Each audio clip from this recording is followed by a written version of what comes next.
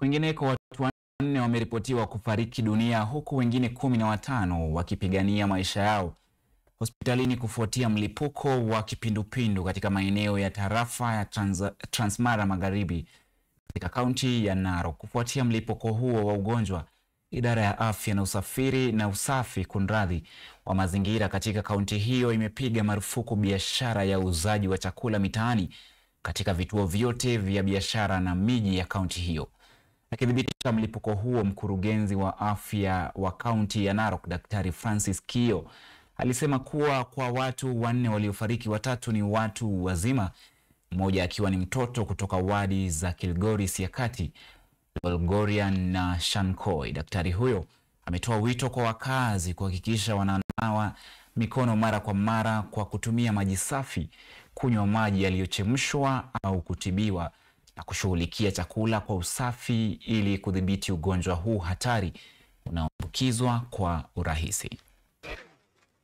Siku ya Jumatano tukapata results za kwanza kutoka KEMRI Lab kwamba ni ugonjwa wa kipindupindu, na tumekuwa tukifanya interventions au tukiweka mikakati ya kuzuia kusambaa kwa ugonjwa.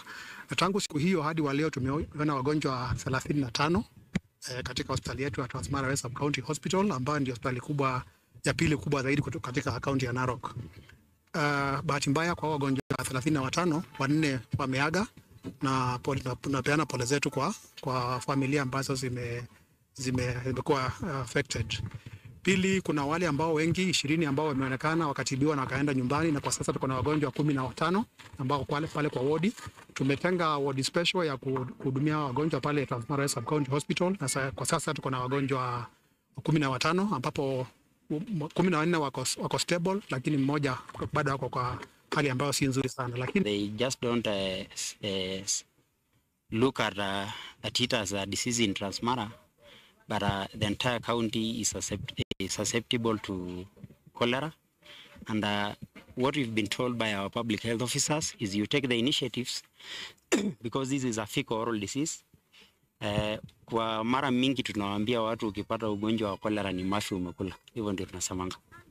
Kwa sababu source ama kiini cha kupata ugonjwa wa cholera lazima iwe ni watu hawaeki kinyesi mahali inapofaa.